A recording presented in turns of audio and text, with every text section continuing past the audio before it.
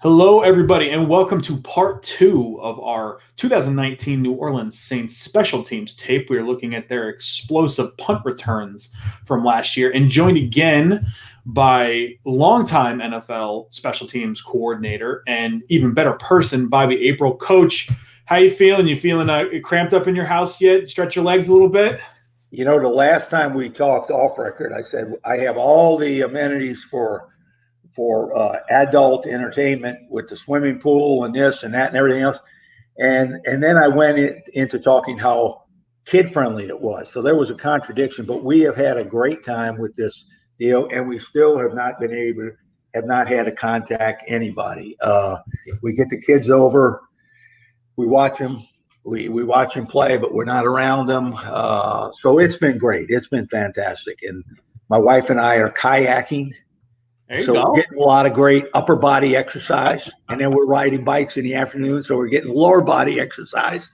And so things for the Aprils are going great. You got a game down here in Louisiana. We got 45 and raining outside with my three toddlers pinned in the doors. So we're a little different scenario. Getting outside. A little different scenario, yeah. No doubt. But we were really excited last time about the rookie returner, Deonte Harris. So excited to see him on the punt return side after looking at kick returns last time. Obviously noted a few players there on the Saints roster doing a heck of a job on special teams. But before we actually get to the tape, want to take a second, as always, to thank NFL GamePass for providing the film. Again, complimentary through May 31st, so definitely check that out, gamepass.nfl.com. And then again, after that's $99 for the year. I believe that starts August 1st most years and wraps around. A great tool to get access to the coaches tape, which we study, and then again a lot of shows that they do that are excellent as well. But let's talk punt returns. And we went through the last time. We did a little bit kind of what I call glossary work. Needed to explain some things that way. So if we could just take a second here on the tape and just talk a little bit about some of the naming conventions. So I always want to do the outside guys here from the end copy, and then I'll take a break and we'll pause it on the end copy to do some of the interior players. But when you're looking at these two players out here in punt coverage and punt return, what are your names for these roles? Well, I tried to label everything defensively. So that would be a left corner. And then when you are on the punt side, what did you label the other player there? That would be a right gunner. Okay. And so the same mechanism will be working up top in terms of corner and gunner for you? Yeah. A right gunner and when you do both sides, you'll have a couple of slips in there directionally. No doubt. It'll be a right corner and a left gunner. And then this player here for the Saints that stepped out, what would you be referring to that player? That would be a right safety. So safe to assume this would be your left safety down here? Correct. Okay. Fair enough. And like I said, we will get to the end copy and look at some of the other players to help people out here. But you have the Houston Texans backed up. So one of the things I'm going to ask you about as we look at a lot of these is the return mentality by field position. So when Houston's backed up, kicking inside of their 10-yard line, what does that do for the mentality of you as the play caller in the return aspect? Well, one of the things that I would always try to express to the personnel people whenever I had a chance to is the greatest thing to complement the football team, the greatest pairing of units is a really good defense. And if you have a really good defense, make sure you go get a really good punt returner. And because you're going to have a lot of opportunities to return if you got a really good defense. And that'll augment the football team, obviously, with good offensive field position. And nothing ties in better than that. And, the Saints are pretty good defensively. And they have a great returner, maybe the best in football, right? Well, I probably is the best. So that's a great way to complement what is already a good offensive football team. So they have really done a good job in that area. And what you're talking about is, if you've got a good defense, generally the offense won't start out with great field position. I mean, they can, but in general, they're going to start out, the 20, the 25. And defenses that can make a 3 and out, you're going to have the situation you see right here, where you're going to have the opportunity to return the ball. Now, down and distance plays a role in this as well.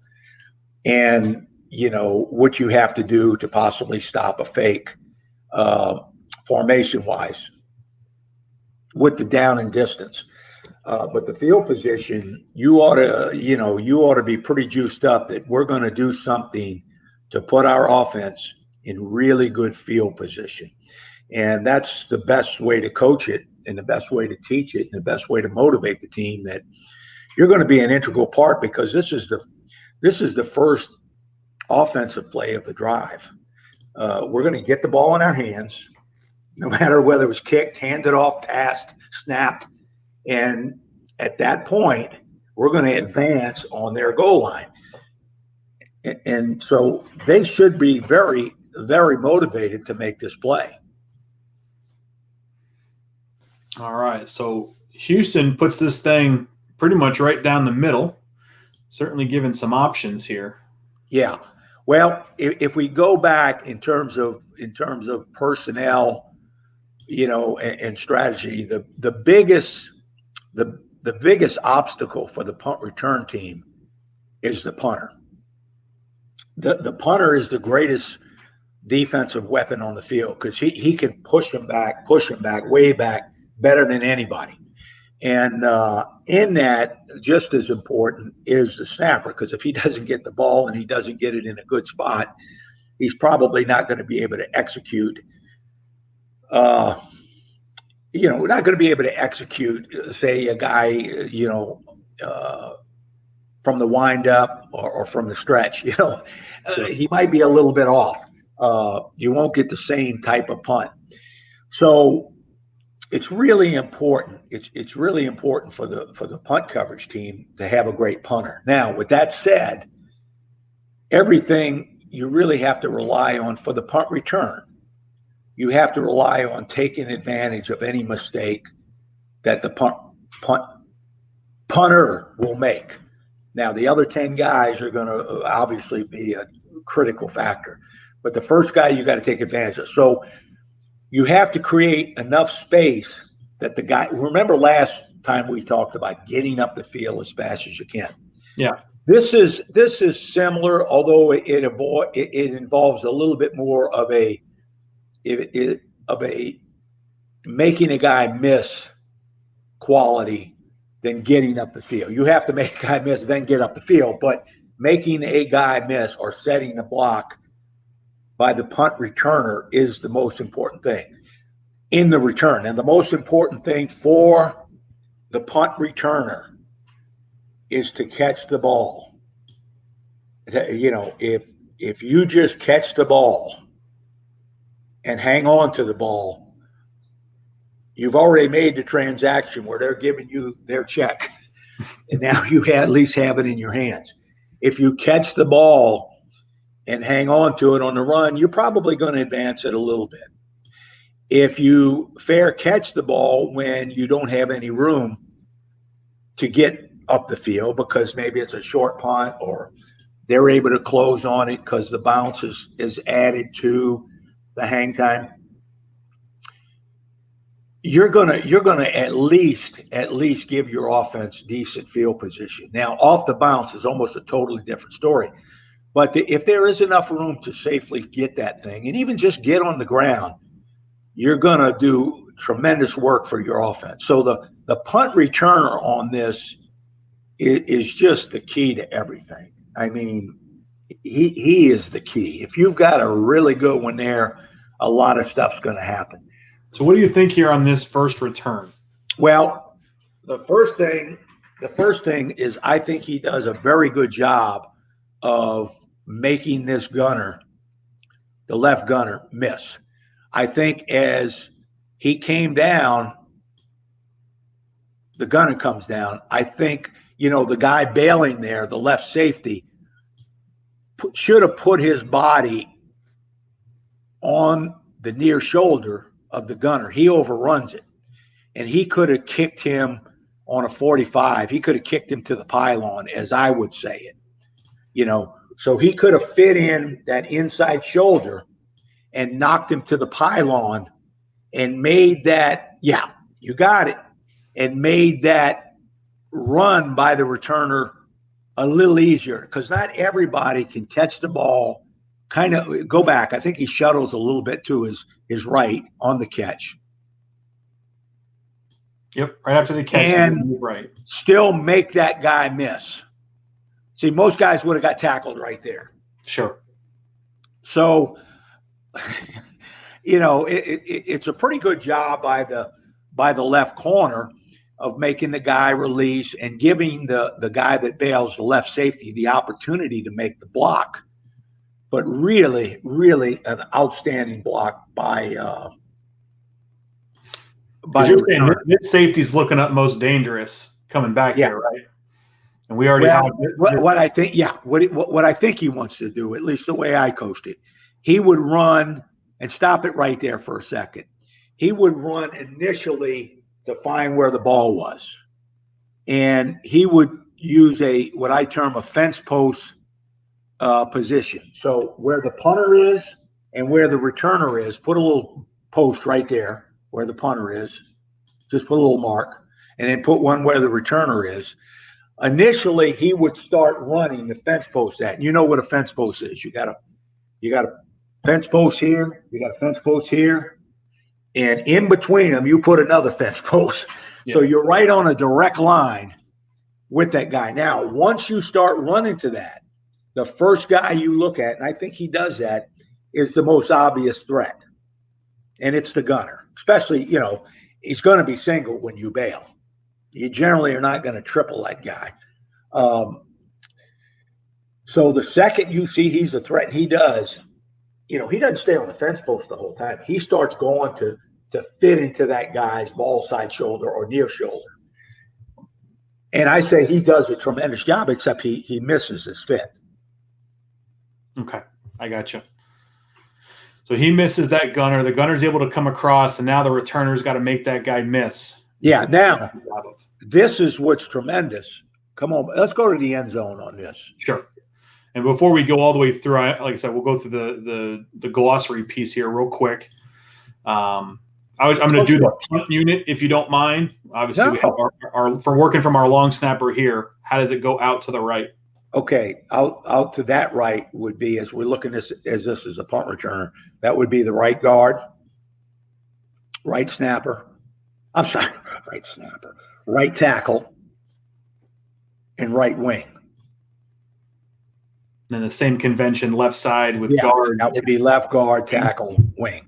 And I called that position a fullback. Okay. Most people call it a personal protector or whatever. I called it a fullback to make it an offensive position. Okay. So that takes care of the punt unit. So now let's look at these three guys to the right of the snapper on the Saints side. So you're going to get a better draw on my circles, Coach. There we go. Okay. Now, in that particular configuration, if you had three down linemen, on one side, I would call that a right tackle. The first guy to the right of the set, the right tackle, right end, and right backer. Okay? Because the guy is number 42 is not down. No, 42. I call him a Mike.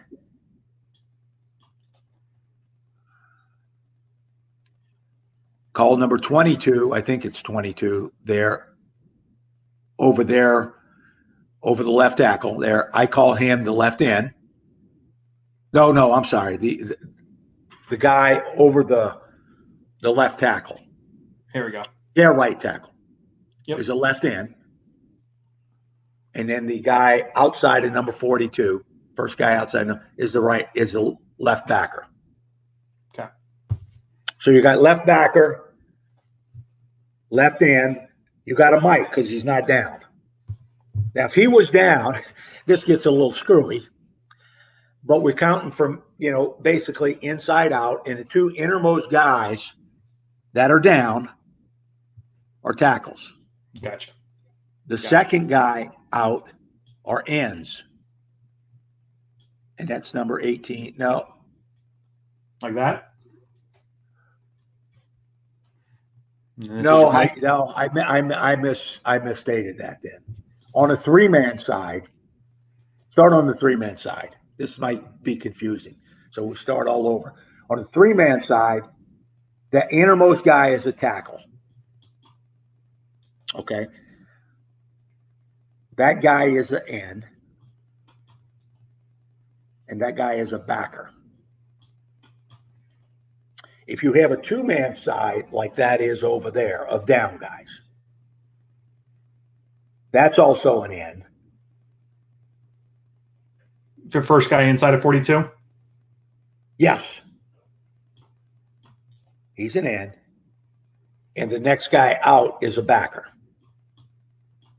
And 42, because he's in a stance, because he generally kind of moves around or he's at a linebacker depth, I called him a backer. Okay. Perfect. Okay. I'm sorry. I called him a Mike. You're right. Yeah. I called him a Mike. All right. So. Boy, that was confusing enough.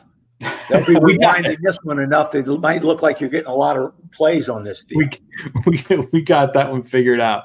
All right. So let's actually see Harris here make that second man miss.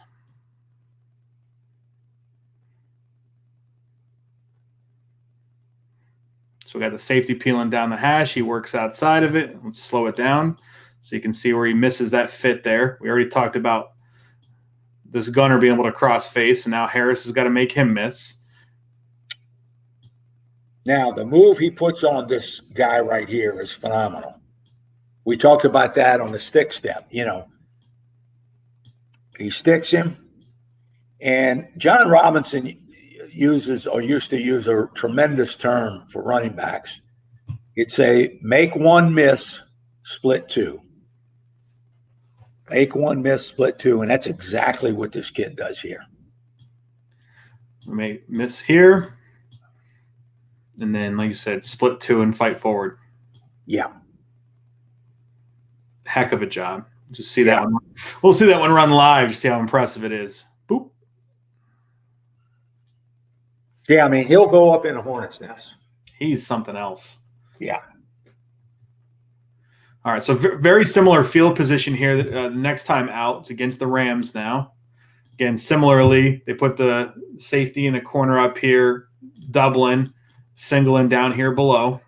And again, go over this again, just kind of because of that last confusion. You see where 24 is, the left safety? And you can see why I termed that guy a Mike. You're talking here. A guy off his feet and not on the line. Absolutely.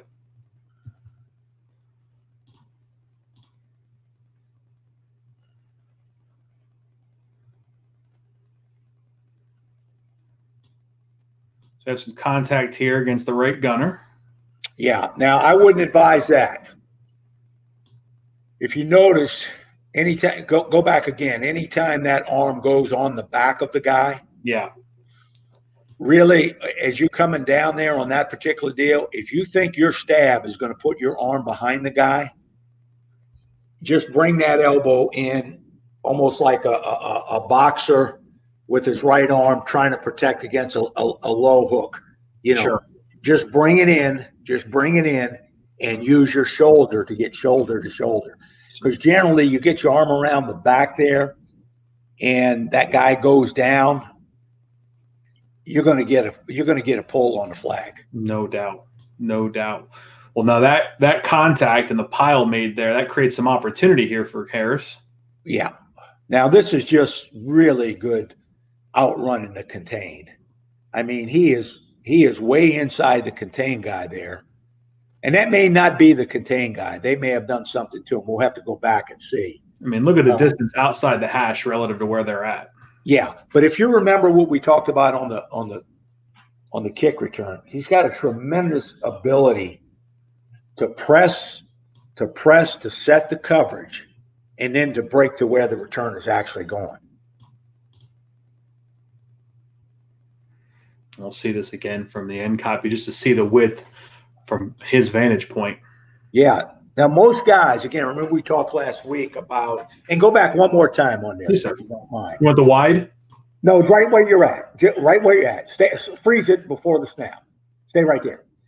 If we looked at our guys on the punt return team, the widest guy to our right is to the punt returns right. Yep. That guy right there is the right backer. Just in case anybody was confused. The next guy's the right end. The next guy's the right tackle. Now, we basically have a two-man side there, okay? That guy is also the guy you had the first dot on is an end, and that guy is a backer. And then the guy at 52 off the ball is the mic.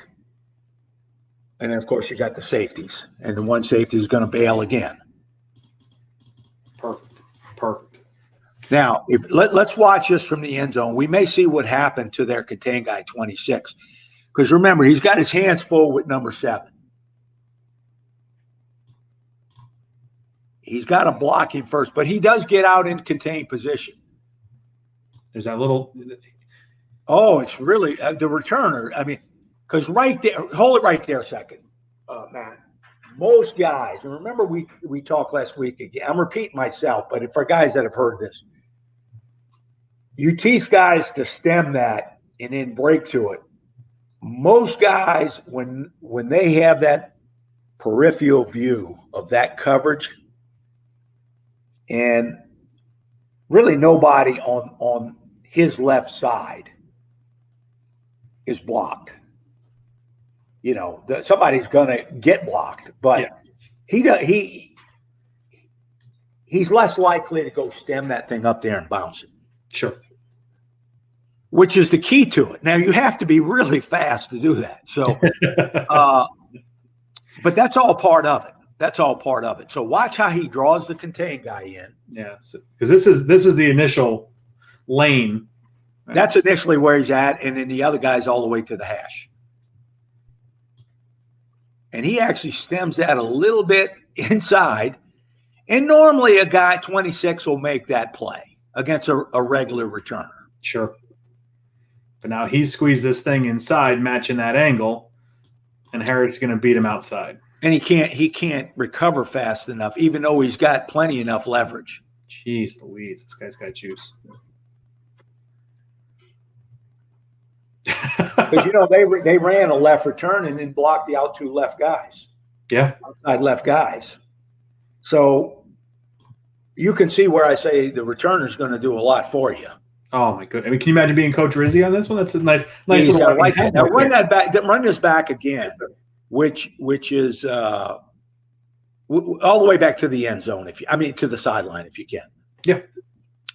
A huge factor here for him, although it didn't work out. When that gunner can take the guy out by himself, notice what the bail player did, the left safety. He started looking inside for somebody to block. Now he ends up, blocking kind of nobody, but at least they picked up a blocker. Sure. And they didn't have to put two guys on him.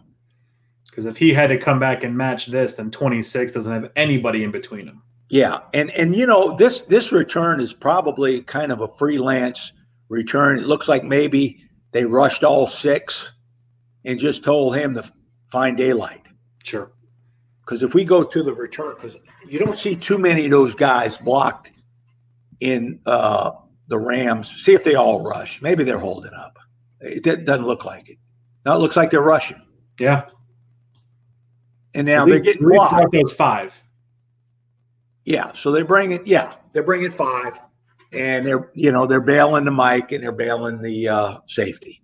And to your point, 24 now can look up and try to find somebody. Right. And so can the mic.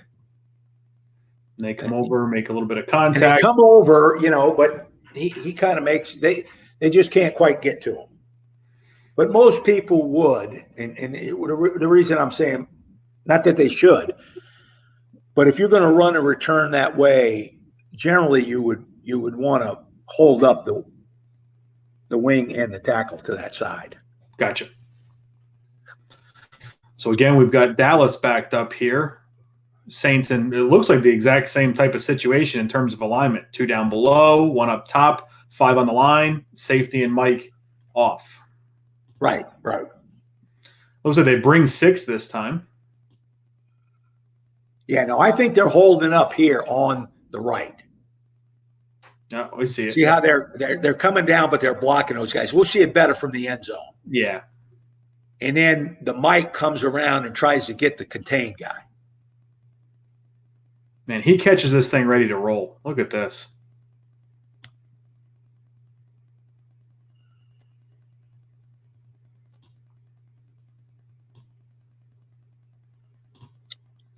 Yeah. Now the vice players, do a really good job. They keep the gunners out of there. They're the first ones down. You can see down here at the bottom, this guy, he's not a threat at all. The kick side guy. And then the backside guy, you can see the left safety there. He's kind of looking the fence post. See how he's looking at the returner first? Sure. Okay, and then he's going to look to the first threat, which is always the gunner. And again, if he would have fit in on the near shoulder instead of going for the off shoulder, this guy wouldn't have been able to cross his face. And again, he got enough of him, though. He really did a good job of absorbing that and slowing him just a tick. That a lot of times, again, this kid is quick now. And he moves into the ball, which is, you got to have a lot of confidence to do that. No. Catching a punt. Most guys want to be set. They want their hands set. They want their feet set. And I don't discourage a guy from that because moving into a punt is less likely you're going to catch it. So the high school coaches or college coaches that aren't going to have a kid like this, and a lot of pro teams that aren't going to have a kid like this, moving into a punt is a tough deal. I'm hoping the camera angle gets us there. So I want to show the hold-up players here that you were talking about before. So I'm just going to slow that down. We'll get a chance to look at that. So they come, but immediately are grabbing cloth. Yeah, and this guy running back, which would be the right end right there. He does an exceptional job of creating space for the returner. Really, they all do. Because you got a hat on a hat all across there. And you're talking about this engagement all the way through. I mean, he can't get downfield. And remember, he's still engaged. He finally loses about 15 yards later. Yeah, but look how far the guy is from the catch. Correct. His lane was probably in here somewhere, and he's over there. Yeah, exactly. So there's gonna be some problems. Now they get some. Take care of this here. A point I'll reiterate is the greater the space, the greater the creativity for the returner. That's a lot of green grass in there. That's a lot. For a guy like that, this one's going to maybe almost get out the gate. So, again, you were talking if he stayed on this near shoulder, he could have taken him up the field. Yeah. I would still say try to take him to the pylon, but the angles are a little different now. You're probably, to take him to the pylon, that's to his left, would be more of a stalemate right there. Sure. Now he absorbs it, pretty good and does probably enough. It looked like a little bit of a grab there as well. A little bit. Which I wouldn't, right there, maybe not. But if you're at that point and you're grabbing, boy, that flag ought to come out. He obviously wasn't. And away we go. I think if you look right here, number 42, coming up here, right here, he's at the 50 right now. Yeah. Keep going with this. That is a tremendous hustle to get on that guy, as well as these guys. See where they should all be fitting in on that near shoulder. And then you're going to have a chance with that kind of hold up. Now, the kid right here, does a tremendous job. His ability to go up in the hole. They just can't do enough. That backside can't do enough to keep in front leverage on. Look at this. I mean, he knows the return. He knows they're trying to get this seal, so he starts to squeeze it that way. And pops out of it. Yeah, he's a tremendous player. Goodness gracious. Doesn't usually look like that, Coach. I mean, how many times, you probably would, most guys would have been standing there, probably fair catching it or catching it standing still. Well, he would have been further back, yeah. Yeah, he wouldn't have had that running start. Most guys would have been tackled there. For sure. Or tackled a little further back there. Yeah, so it all starts with him. I mean, that's everybody knows that, but to go get that guy or invest in that guy is you sometimes compromise that guy, It's just the way it is.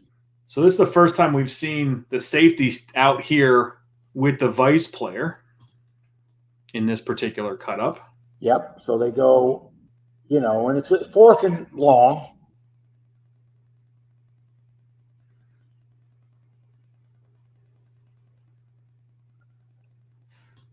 Got him way outside the numbers with that punt. Yeah. They took care. I tell you what they do a really good job of. They take care of those gunners. Yeah, we'll just map that out for everybody again. Those gunners are well occupied. And again, now here's where these guys, I would say you can see how they're really well coached. If you go back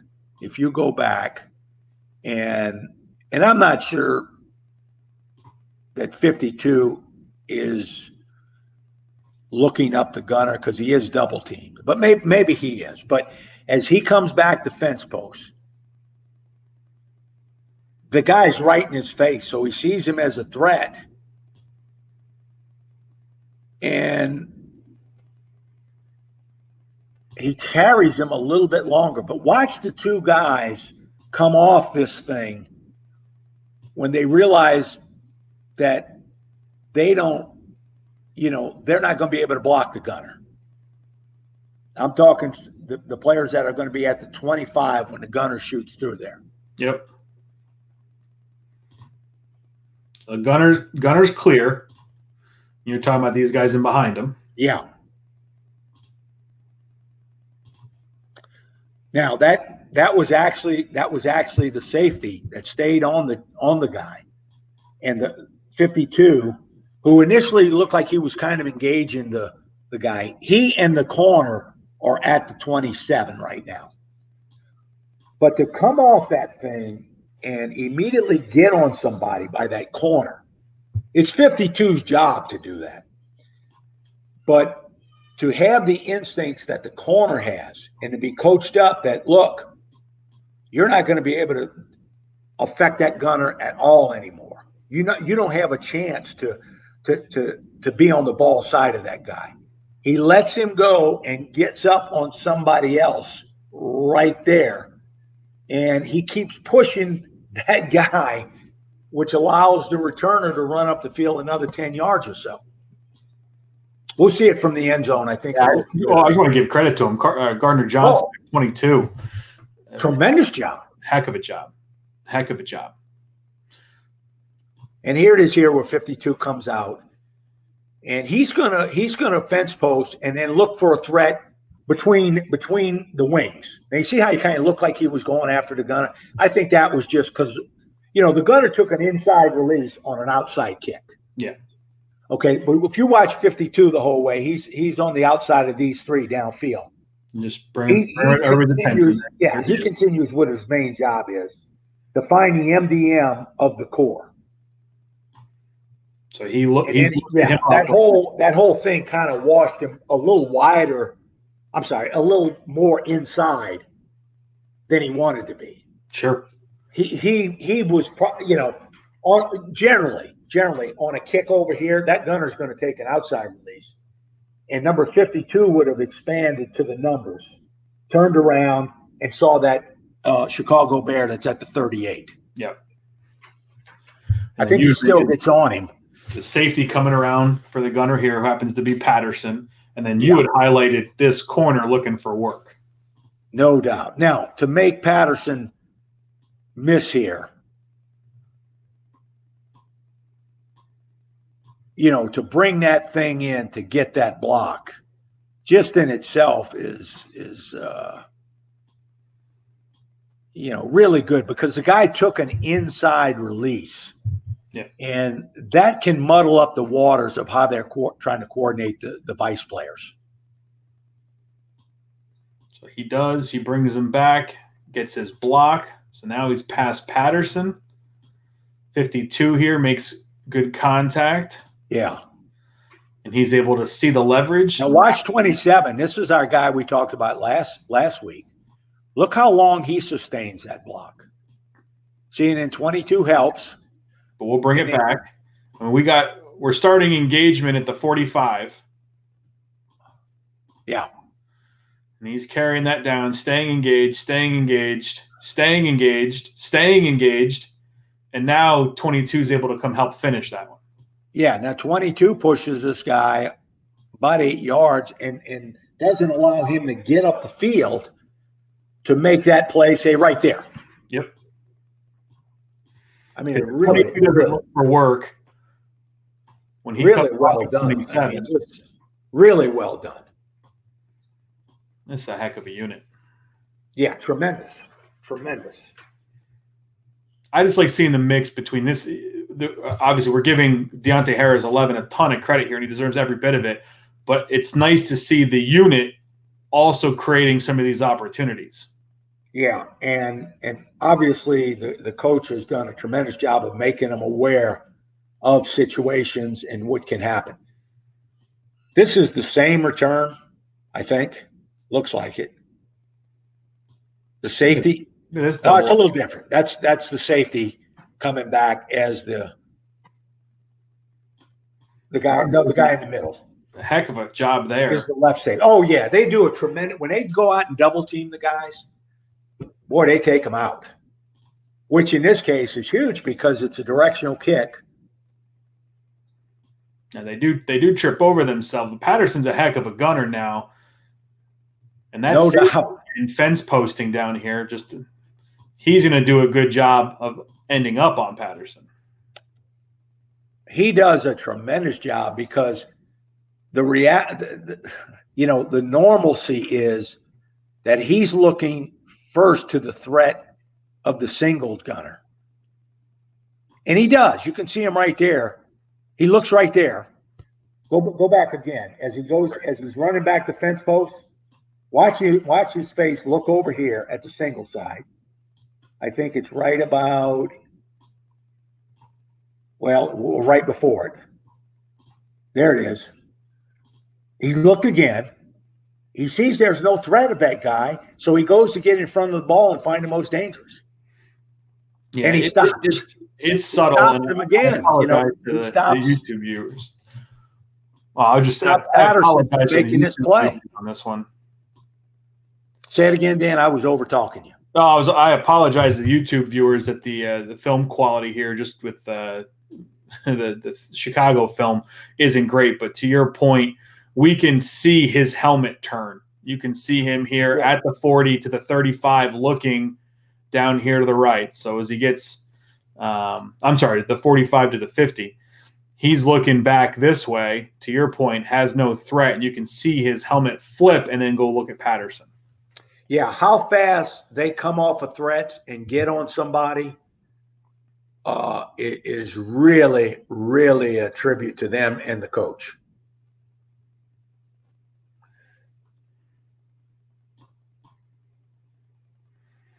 Good job of hold up here again by 50.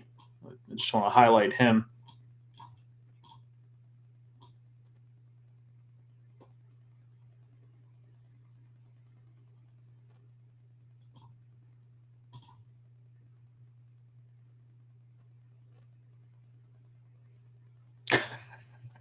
I can't wait to hear your thoughts on the returner here.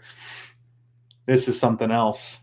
So again, this is a better copy for him. I'm going to bring it back a little bit just to watch his eyes as you're talking about looking for it, peeks one more time, and then he goes and finds Patterson and gets inside leverage on him. Heck of a job here. Oh, tremendous job. This guy out. A tremendous job of hustling. Tremendous job of hustling. And in one of those corners that went down ends up on the same guy. Just to get back inside leverage on Patterson, for him to come outside and seal here, now all of a sudden there's an opportunity. See, the good thing too, he stretches it, and then boy, he can make people miss. Oh my goodness. He has such feel for those opportunities. Yep. So remember what Jerry Clanville said. Go find the kid that when they played not it was never it. And if he can catch the ball, put him back there. Oh, my goodness. This Harris, so good. Yeah, they got a real find there. I credit their scouting staff. Yeah, somebody took a shot at a 5'6" kid from Assumption, and it pays. Look at it. Oh, my goodness gracious. Now, again, they got the double vice.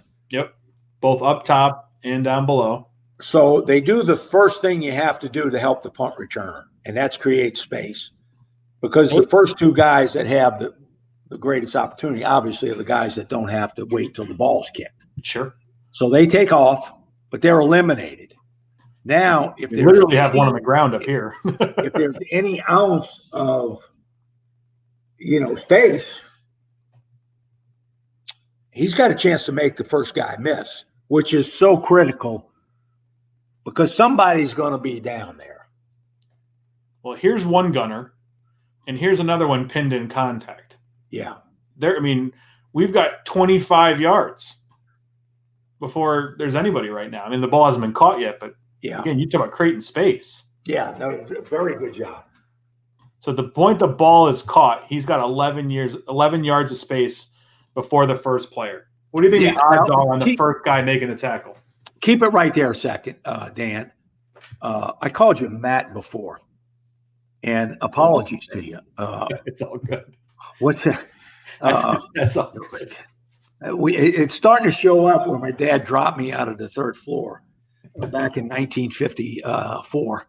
Anyway, right here, there's not a lot. Now, this is Alvin Kamara, and this is a big time player as well.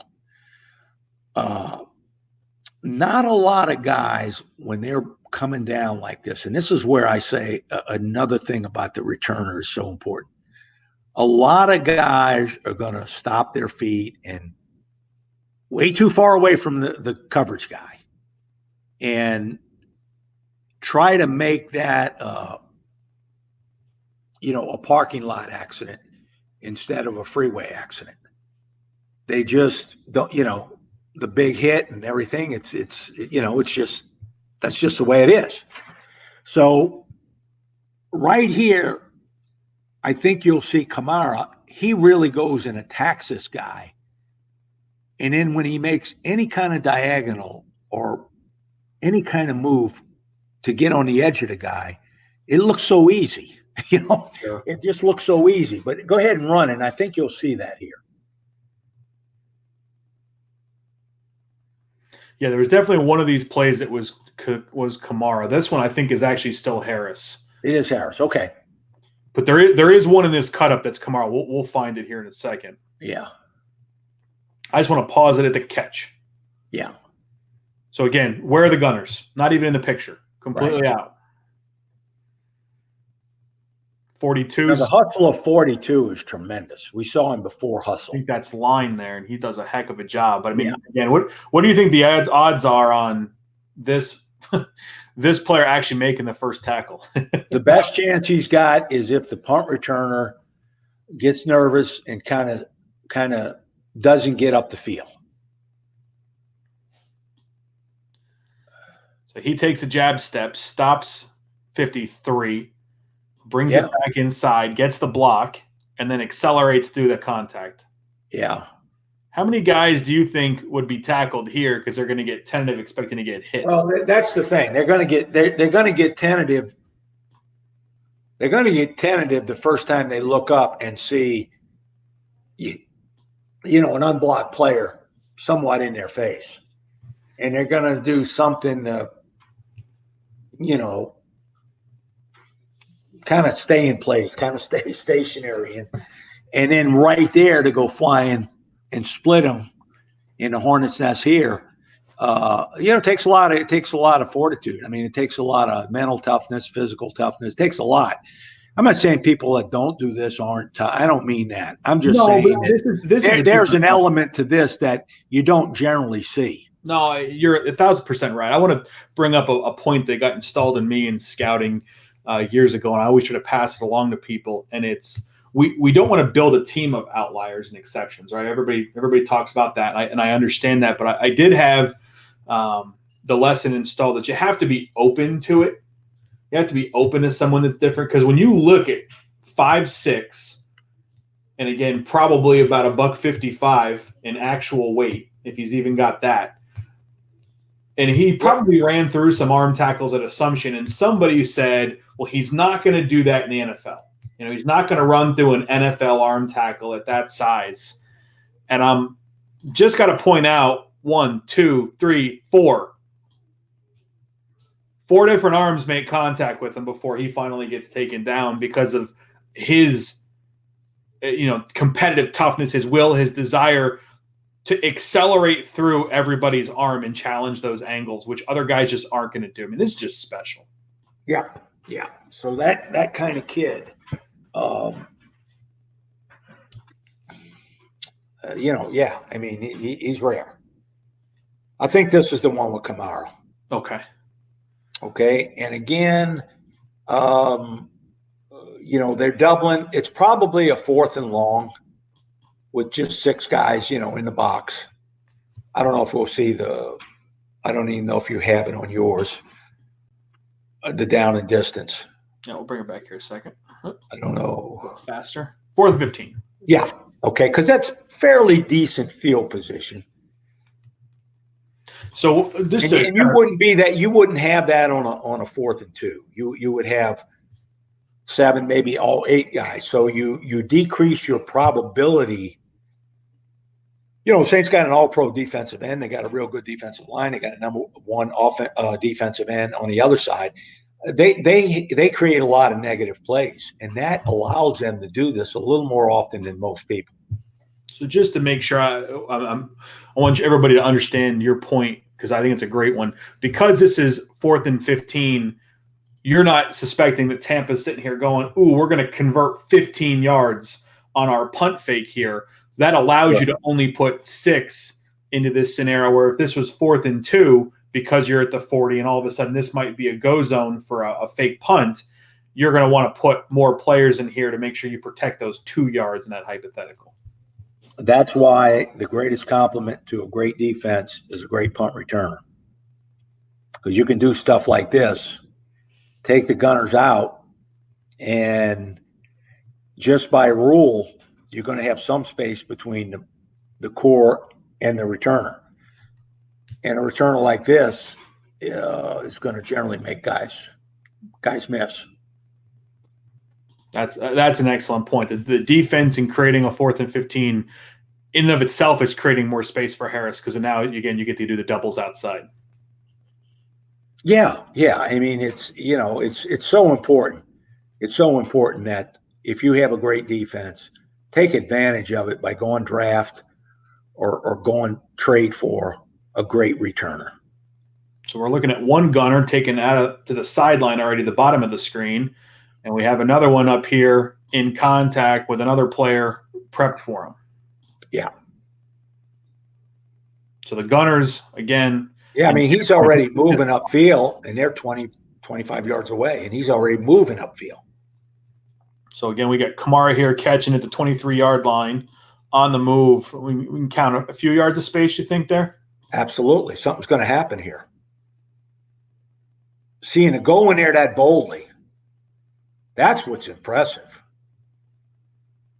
That's what's really impressive. So we'll see it at the point of the catch.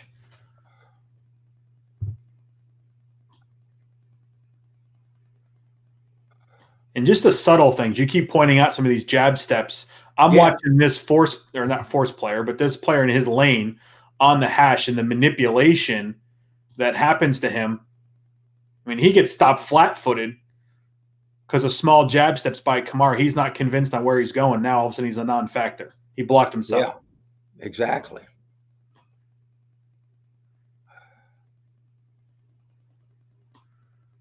So the defense, that's the key. I mean, that's absolutely the key. And then to take out those gunners, really good. And they hit it at top speed. You can see a lot of people throwing in there and just getting an arm. And we brought up before, I mean, you made the point before. Again, you're doubling outside, so you don't have as many players to block the core. So you're going to have unblocked players, but now, again, you've got space. Yeah, they got running back. They actually have, I think, 3 guys near the ball that are not even blocked. I mean, nobody has an assignment for them, those 3. Now, the one guy to the right there gets a little bit in trouble of, the 2 guys blocking. But he comes over it. But the burst and the ability to go north really fast, when that guy folds back over that vise on the right here, he just can't make the play. They had some weapons in New Orleans. They've done a really good job. Doubled again. Yeah, go back and see what the down and distance is. 4th and 12, third and 12. I'm sure it's 4th and 12 when it flips over. But again, over 10 yards. Yeah, we can't see the sideline, so we don't have the exact one. But so again, you only have 6 in the core, doubles outside.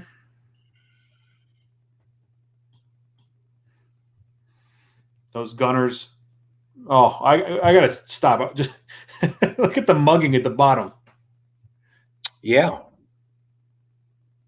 Yeah, I mean, just a tremendous job. And then, the guys on the other side, on that inside release, they end up taking this guy out. Not as much, but he's not a factor in the play. No. Now, what they do, you're going to have somebody that's going to be turned loose.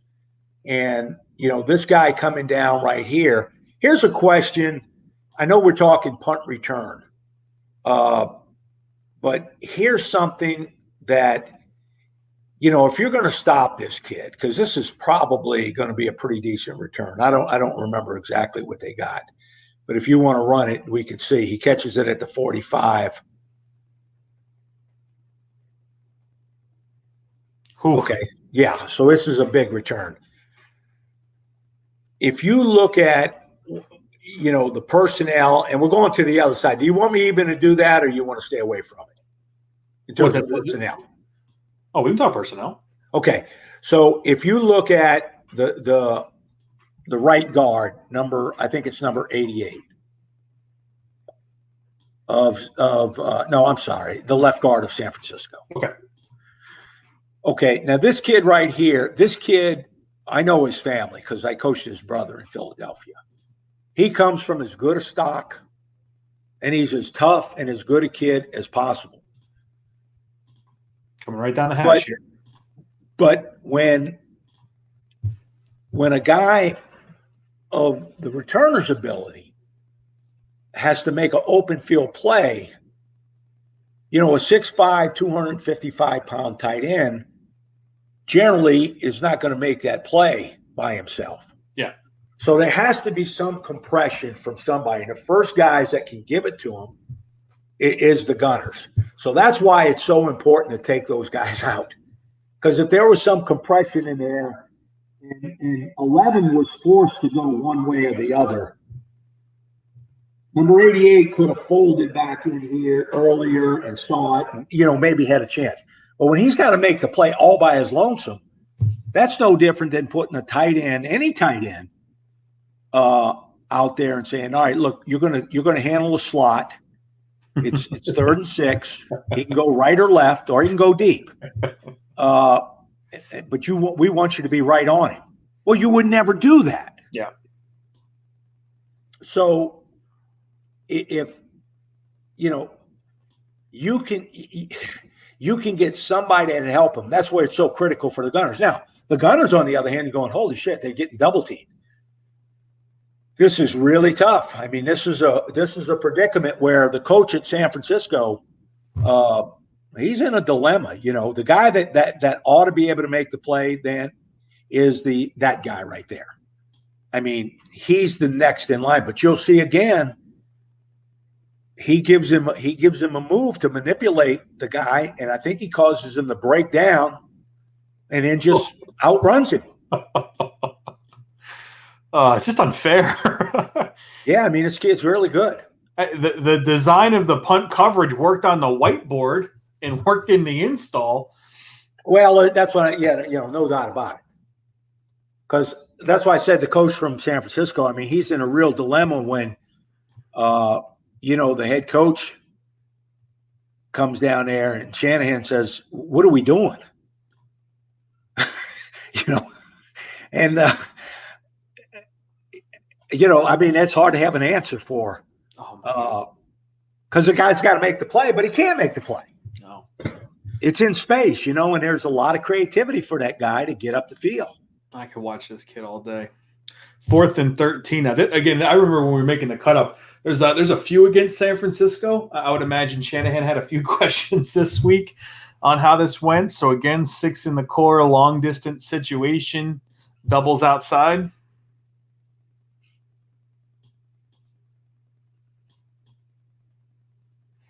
We got one gunner, the top, already in the sideline. The one at the bottom's being stopped, can't even cross 25. So you look at it right here. Just stop it right there. I'm going to go a little farther for you. Right there? Yeah, right there. Okay, in general now, they've got, they took the gunners out. So it is going to be harder for those guys. But they got 4 unblocked players that kind of have the ability to get to that ball or help each other get to the ball by compressing and getting to them, right? By theory, you have everything you'd want there. You got outside force, you got inside force, and a trail player. Correct. I mean, you have very, very few guys in that core that are blocked. Now, a couple of them are, and they're blocked pretty damn well. But you got 4 players that have the ability to make that play, I think. And again, because they don't have real fast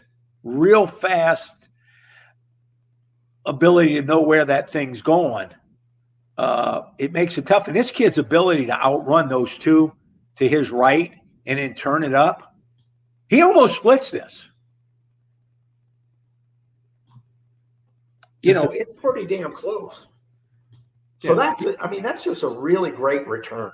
I mean, he does split these first 2. Yeah. We get clear of this, and this is the one that blows me away. So here's contact of a linebacker, again on 5'6", probably $155. We're at the 45-yard line, and he jumps himself forward 4 yards. Yeah, well, I got to learn how to draw a line, guys. This is going to be okay. You're okay. I'm fine. Brucer's yelling at me that we're gonna need art lessons here. All right. He jumps himself 4 yards to the 45 or 49. Well, he is pouring it up in there. And those guys are redirecting and changing directions, and he's pouring it up on a vertical it's pretty damn hard to stop, even a guy that might be 80 pounds lighter than you. I just wanted your determination from these 6 here in the core. Would you mark any of these as a hold-up player from what you're seeing? Just so we can do some definitions for people. I think there's a possibility that running back again, there's a possibility that number 91, I'm sorry, not 91, number 9, is it 96? Yeah, 96. Yeah. Running back, and I can tell you, he might have been trying to hold up, and he gets bumped. Just to see here. Just because of where he runs down the guy. Now, 27, the left backer, and 7, the right backer. I think they're bull rushing, eyeing the ball, and if they can't get it, they'll try to convert into a holdup. But if they can bull rush that guy back, you see 27 taking a stab at it. Yeah, that's a great effort. Goodness. He takes a stab at blocking the kick and then recovers to block 44. And 44 is a pretty good player for them. 27 is blowing me away in this deal. Oh, he's fantastic. This roster that Loomis and Ireland have built, along with Coach Payton. Yeah, no, they know their stuff, man. Oh, they really know their stuff.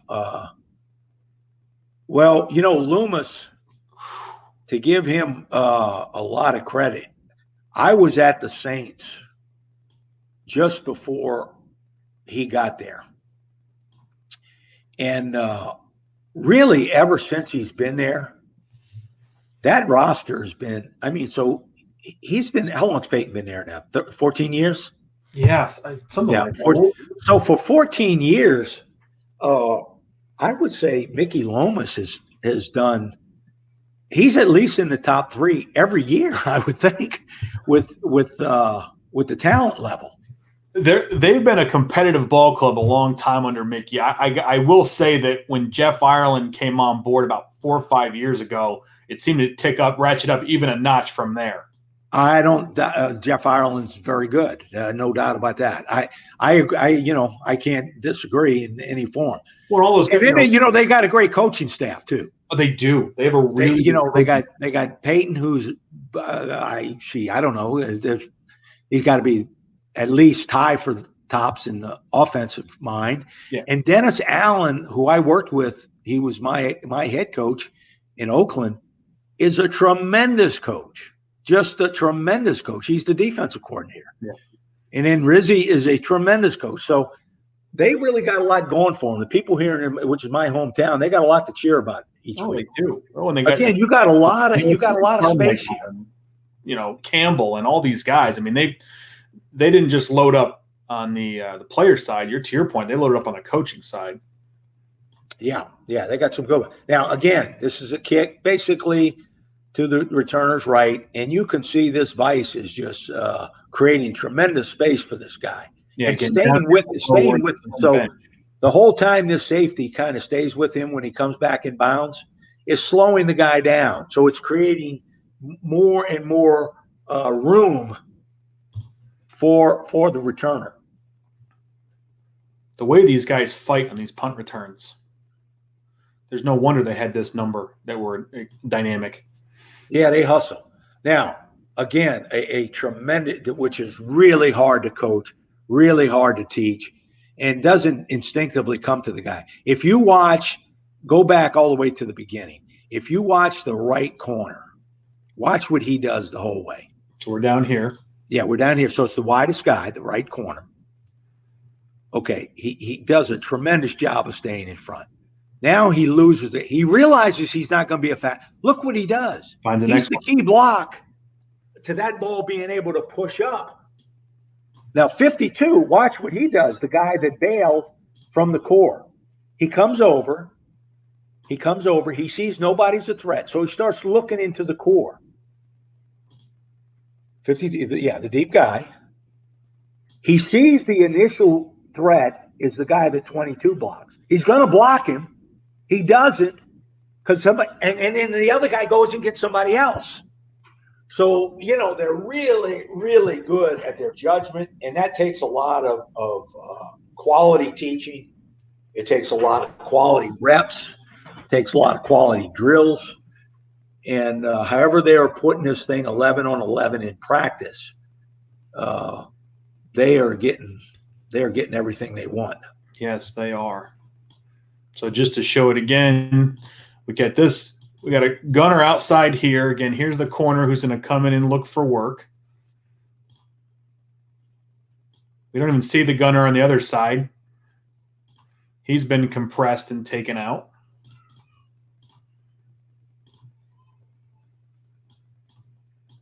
And then 52's job is tremendous as well. So to your point, he's seeing this threat, but then he feels the corner take him, and he comes back in. Yeah.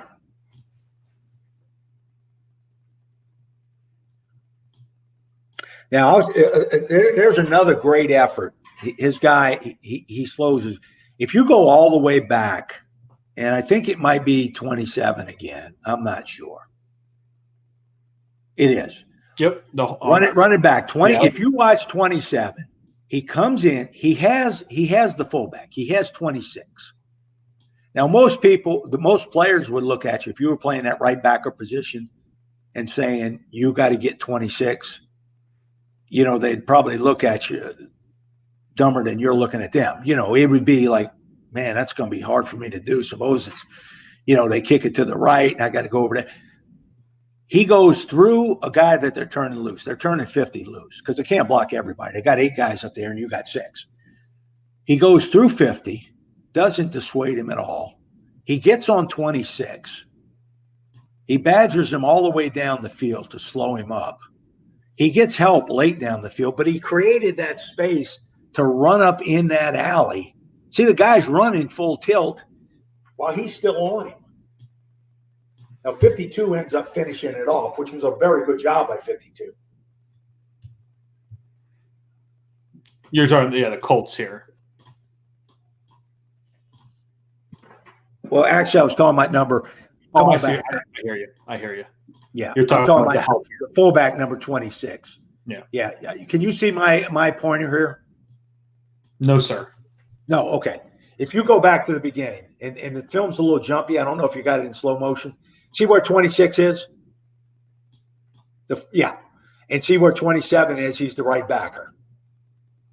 He's going to go through 50, get on 26, and hold that guy up enough to create space in the hole. Heck of a job. Because the hole is right there. Yeah. He gets a little bit of a finish, but that thing's able to go vertical, and that's a 20-plus yard return, or right at 20. Catch the 24. That's 2 first downs that Drew Brees doesn't have to make, which increases their probability. No doubt. Man, this is something else. So again, another play here against the Colts. Now they're doubling outside again. Watch number 7 on the hold up here. So just to mark him for everybody ahead of time, we're talking about the back right here to the right. Yeah, he's going to go inside on the Colts left tackle. He's still back there in the 30. He's out of the picture. His guy's 50 yards away from the return. I bet you that Colts player had a rough film session the next day. It couldn't have been easy. Let's see what happened to the Gunners. We have another guy on the sideline down below. And they're fighting the guy up top, pushing him. Oof, that's a rough one. It's a hard thing to execute there against that inside release. Yeah. This one they just don't do as well as they normally do. Just mark that for everybody. And that guy has a chance to be a factor. Yeah.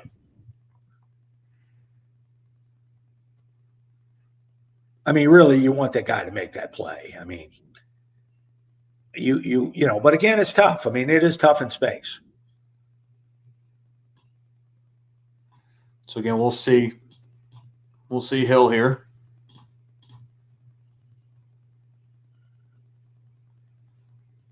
He's got 50 stopped back here in the 30. See, because they're running a right the Saints running a right return, but they don't really block the contain player who's 33.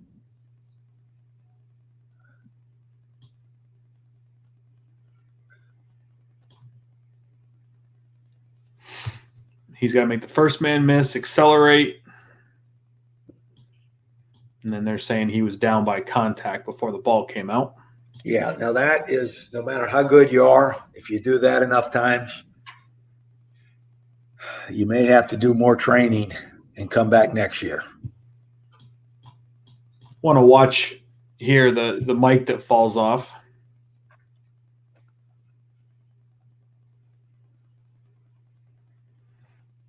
Oh, you get a little grab in there. Yeah, there's a few of those that you never know how they're going to be called.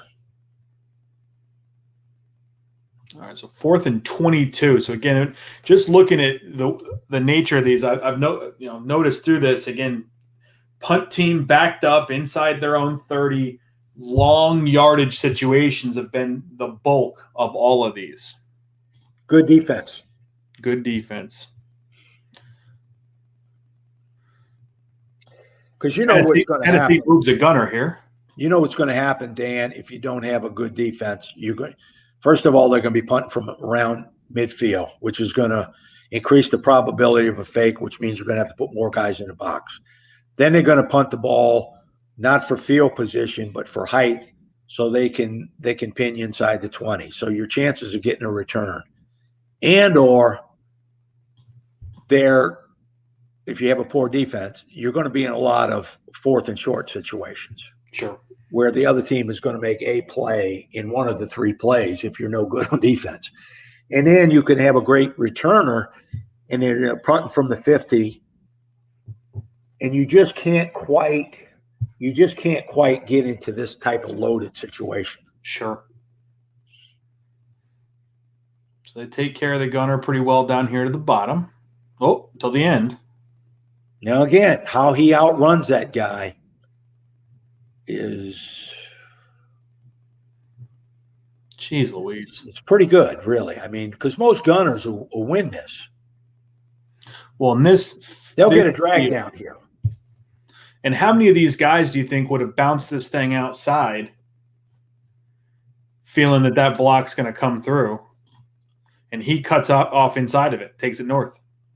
Most guys would have kept going. And he's gaining yards.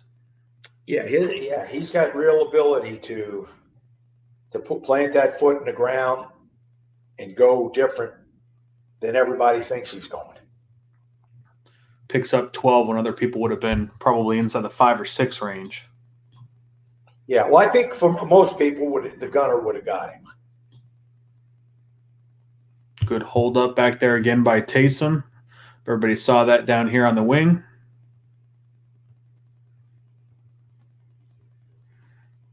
But yeah, this is the returner doing work. Yeah, because Tennessee has some really quality players. And I'm sure that gunner for them, let me see if I can see his number. I'm sure that gunner is a pretty good player. Yeah. He should. And that doesn't mean right there he's not. The guy's just too fast to get. Yeah. It's kind of like getting in the state meet and you're fast and you're good.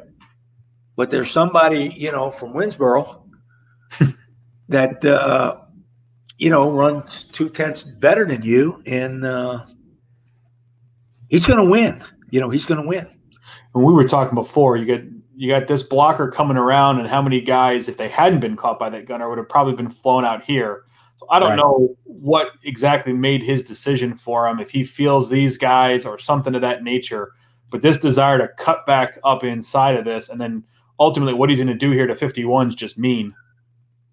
Well, I think what he has is what I would call a judo quality. He uses their momentum against them. Sure. And it's just a feel like a wrestler would have. Dan Gable one time asked, if I was wrestling a guy 200 pounds and I weighed 200 pounds, how much weight do I have to use against that guy? And most people would say 200. And Dan would say, no, you got 400. You use yours and his. Sure. And that's what this kid has. He has he has a knack of knowing when that momentum's going one way to get that reversal, to keep him going that way, and then you go opposite.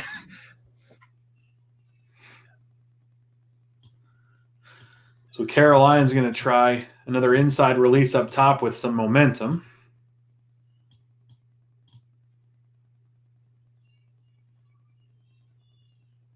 Look at the double they got to the bottom here.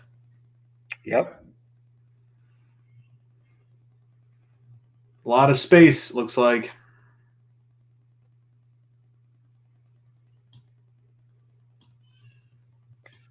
See, again, he tries to set it. On this one, I'm a little surprised he didn't take off a little quicker, because normally he gets it and goes. He'll sell it, though. He'll sell it to the left and then go to the right.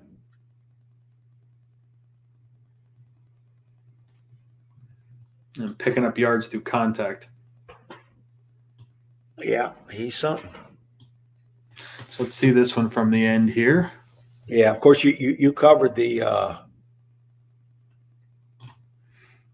because you got there's your one gunner. Here's our second gunner. Yeah, if they're not a factor, generally with that, even if they don't make the play, they force the guy in a certain direction. But they're no factor, and it's just, again, the greater the space, the greater the creativity. And this kid's exceptionally creative. I mean, to set that on number 40 there is really, really kind of a unique quality. Most guys, they wouldn't chance that going that far in there to come back out.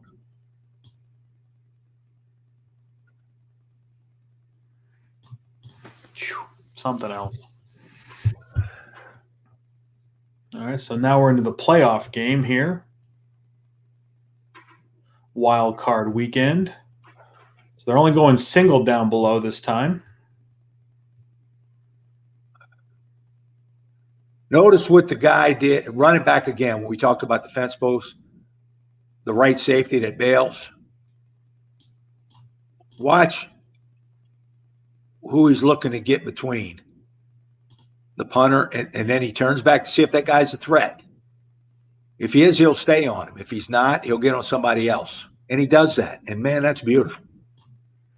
So, again, you're saying he's looking here, judging if that's a threat, and then his eyes are going to come back inside.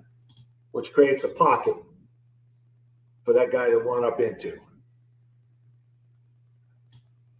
We'll run that back and watch that again. Catches it on the move and fights his way back up in there. The other guy that's fantastic on this is the gunner, the guys on the gunner. It's the left corner who does a good job of banging him to the outside. The safety takes it over. The left corner sees, I'm sorry, it's the safety that fell, realized he can't get on the, he can't. Their judgment on this is fantastic. He realizes he can't. And we're talking up top here, everybody. Yeah. Yeah. It's the safety. He goes to block this guy. He falls down. He sees he can't get him. Now, right now, he goes up and gets on a guy that's going to be filling that hole. Right there, he gets up the field and gets on that guy and just pushes the pile. Great decision making. Fantastic by 48. I mean, we'd be giving him a Telly Savalas, throwing him a lollipop, saying, "Who loves you, baby?" So I'll just see it down here. We talked about this once before. I use old terms. Nobody knows what I'm talking about. You know, it was an old TV show. Kovac was the name of it, I believe. Anyway, a meaningless conversation. It's all right. But yeah, this is. But the vice is so good. You pick up, you double teaming them if you have to. And if you are no longer a factor on the double team, both guys pick up. So you pick up 2 guys in there. Fantastic. And then again, 11 finishing forward, fighting through contact. So again, still in wild card weekend. Now they double outside. Again, great contact. What do you think down below on this right safety for the Saints? Let me just draw it back and make sure I mark it up for everybody. Down here. Yeah, on an inside release. Remember before they got on the edge of that guy? And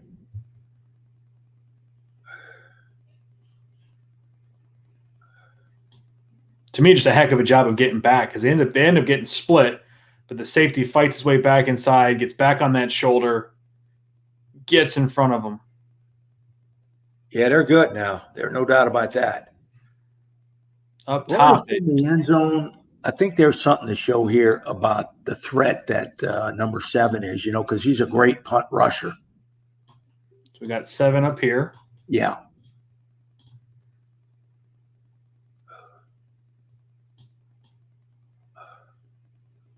They're so enamored with 7 that he puts 2 guys late in the coverage.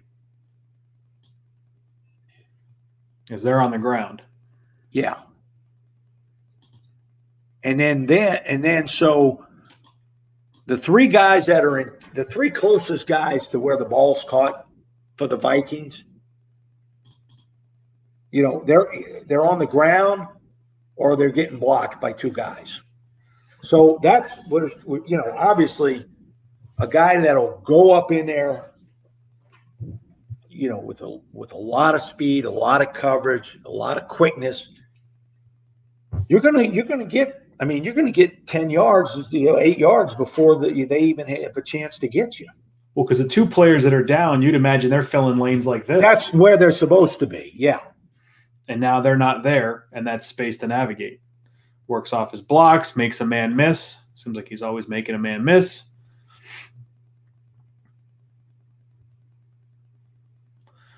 And again, another long, just to bring this one back. So the Saints are down 3, 2.5 minutes to go in the 4th quarter. So here's, what are you thinking in your head? You got to turn on the explosive one, right? This is where you got to give everything you've got to pick up yards and give your offense a chance. You got to get them close, yeah. Is there anything different you do by design? Do you want to rush more? Are you going to do all hold up and try to create as much space as possible? What's going through your head? Well, I would say that the highest percentage, because a block is a low percentage play. I mean, you got a couple of guys that could get them on this team. So maybe you rush number 7 or you maybe rush number 27. But I would do like any other coach. I would put the ball in the hands of the best player on the field and try to get him as much protection as possible. So I would use I would use the maximum amount of guys trying to create space for number 11. Looks and like if I was going to do something to try to block it, I would only turn it over to the 2 guys that are the best punt blockers, and that's 27 and 7. And although I am saying that about 27, I don't really know that but number 7 has blocked several kicks in his career. So we're seeing the doubles outside. We'll see the hold up from the end zone camera. Look at the gunner up top out of the play. Down below, they're working hard. Now this is a really good punt. Yeah, it is. Where that thing ends up. Hang time outside the numbers. He's got to catch it at the 20 retreating.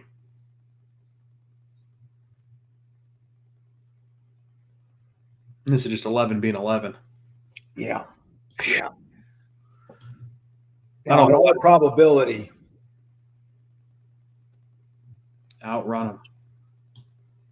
In all probability, what they wanted to do on this guy was doing a tremendous job of well, I say the other, because the other punt was pretty good too. The coverage just wasn't there.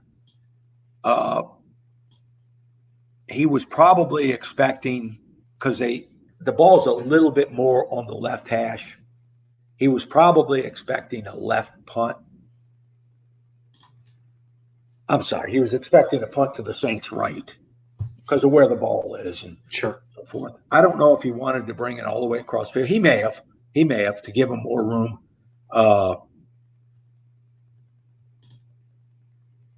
But you got to be really fast to catch it there and get all the way back across the field. And then, of course, he does it. He does it.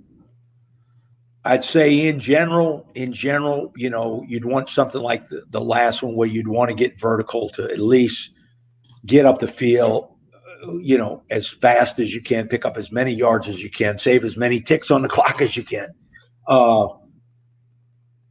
But if you got a kid like this that can outrun him, the thing that he doesn't outrun contain, but he turns up underneath it. So he's catching this at the 18.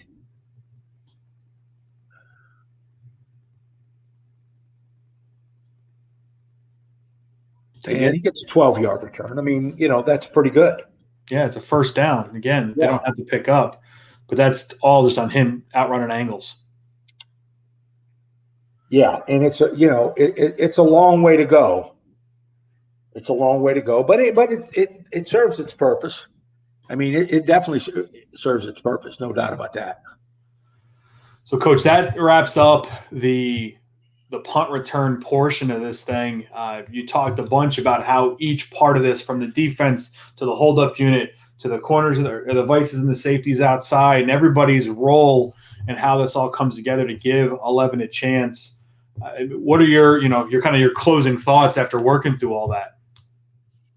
Well, again, my closing thoughts are some of the things I addressed earlier. I really think what they've done is realize, of course, they should go in knowing that, they've drafted really well on defense.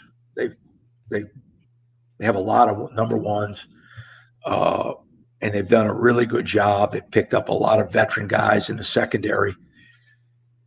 And they needed to find a guy that could complement that, and they do, and they have.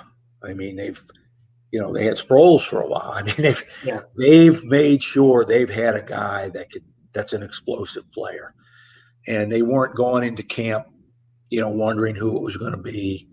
I think they maybe wondered a little bit about this one because they weren't quite. They couldn't have been totally sure. Yeah. But once they realized who they had, it was everything they wanted. So the personnel obviously is the most important thing. I mean, let's face it. I mean, you have to have to do what he's doing. He's well coached, but just telling a guy what to do doesn't mean they can do that kind of stuff. Sure. So finding that returner is the most important thing. And then we didn't see anything where of course, we were seeing highlight type plays. Yeah. They got to be able to catch the ball. They got to be able to catch it. They can't put it on the ground. They really can't let it hit the ground. So that part of it, living here in New Orleans, I know he's done that well. And then to get guys that are really relentless in their blocking. And I think the coaching plays a big part in how well their judgment is of going to different guys. Their tenacity and their ability to stay in front of guys. There's some coaching on that. I mean, stay square, whatever. I mean, you could say it one time. But, I mean, if a guy can't physically do it, isn't quick enough when a guy gets on his edge to recover, like you saw 27. He's rushing. He sticks his hand up to go block it. So he's kind of jumping and exerting. And when he gets back on his feet, he still is able to get in front. That's pretty good. 27. There's a mix of really great coaching and really great talent. And it comes out to be the best return team in the league, right? I mean, that's what happens when you combine both punt and kick return. They're definitely. Well, they're number one or number two, whatever. And they're the best. They're the best return team in the game. And they got, for the guys that are recruiting, you gotta recruit the right guys, and obviously the personnel department there has done it. The coaching has done it, and then the players themselves give them a lot of respect because they're playing tenacious. And you got to be relentless in that phase because while you're facing one way, and the other guy's facing a way you're both going to be going, you generally end up initially at a loss. You got to make that transition where he's just got to go. You got to hustle to do that. You got to hustle, and and I think all through that thing you saw a lot of hustle. Absolutely. The greatest thing they did as a coaching staff, which is what your guys that are listening to coaching want, is that they've developed a way, and you can do it by pencil and paper and grinding. How can we get guys to make this judgment? And I don't know exactly how the Saints are doing it, but how can we get them to do it? How can we coach them to do it? From the guys that are listening to this, primarily from a personnel standpoint, and the personnel should be tied in from the head coach on down. I think that's why New England's had such a great ability to. They're like the Yankees. I mean, they're like the Bronx Bombers and the Maulers or Murders Row and the Bronx Bombers. I mean, they had a stretch there forever, which is impossible. UCLA Bruins. Yep. Because everything's geared to get that punt returner that complements the defense, that augments the offense, right? And it's all tied into a philosophy of, but can he play wide receiver? Well, he plays wide receiver when he catches the punts, and he averages 12 yards per catch. And he does it 5 times, and he does it 5 times a game. And the guy we're paying 10 times more does it 4 times a game. Yeah, whatever. I'm being. I hear you. I'll be interested to see if Sean Payton actually gets him involved in offense. When they had Kamara with Ingram, they had Kamara on some of this stuff. Obviously, with Ingram moving on, we didn't see Kamara back there. We have Harris in the mix now. I'll be interested to see, much like the package he built from Taysom, if he'll build some things for Deonte, because his desire to hit it, not just the actual physical movements, but his desire to hit it is something I would imagine an offensive coach would like to have at their disposal as well. Well, I don't think it's any secret to Sean Payton or the offense that this kid can do something with his hands on the ball. I mean, he's a pretty tough matchup. I don't care if you put your number one corner on him in the slot. That's a pretty tough matchup, the way this kid can separate and burst. And those shorter throws to those guys, wow. Ooh, man, that's pretty tough. I think I hope that's answers the questions for the guys that are looking into personnel and the guys that are looking into. It's pretty simple. It's pretty obvious, but the execution. You got to make it a priority. Yeah. Do I really want to do this? You got to get everybody. A lot of times guys go, no, I don't. Or, a lot of times go, well, that's a bullet we're going to have to bite to take somebody else. And then when they bite that bullet, they don't like the taste of it. They want to, so you got to really be committed to are we going to get a guy, if we got a really good defense, to go in there? Or are we just going to, hopefully one of these draft choices can do it? Sure. Did they do it in college? No, they didn't do it in college, but we hope they can do it here.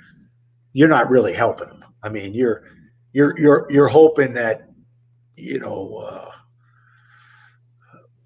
found an leprechaun along the way to the office, because you don't know. You don't know if you're saying, we hope somebody can turn up. So for the personnel guys, finding that guy, and it's hard to do because everybody's trying to find him. Sure. Well, again, Coach, thank you so much. Both sections here, part 1, part 2, going through kickoff return first and now to punt return. We've learned a ton from you. It's been great to have you with us again, Coach Bobby April, long time NFL special teams coordinator. He's seen it all, so it's great to hear from him. We are going to keep working on finding that Dion clip you talked about in part 1. We do want to share that with people. Oh, I'd love to see it myself. And, we'll get that kicked around. But thank you again for joining us. Thank you to all the viewers for watching. You can continue to get content from us on all of our social channels. You see that below. We put out shorter videos on those, obviously the longer form here on YouTube. We want to hear from you on topics that you want to get into and dive into, and we're looking forward to the lineup that we're bringing moving forward. So thank you to everybody for tuning in, and we'll be back for more very shortly.